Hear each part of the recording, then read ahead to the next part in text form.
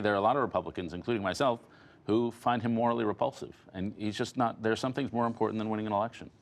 And supporting a guy who tears at the social fabric, who insults the office of the president by being completely unprepared for it, who plays on bigotry and fear, who is the sort of demagogue our founders feared would upset the American experiment in self-government, well, that kind of guy you just can't support even if it means a defeat. And I think a lot of Republicans feel that way, which is why you get those 40% numbers. What a week for Donald Trump. I mean, I guess we all thought maybe things were going to slow down, but first there was the comment about the Second Amendment, seen by some as a threat to Hillary Clinton, and then the ISIS comments. How do we interpret how Donald Trump is communicating with everybody? Well, this isn't a decision he's making. This is a condition he possesses.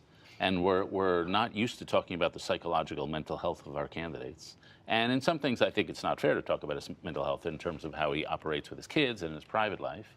But there's such a thing as public psychology and political psychology. And in public, he obviously displays extreme narcissism, but most of all, he displays a certain manic, hyperactive attention. And so if you graph a Trump sentence, every 8-word burst, he's like associative thinking.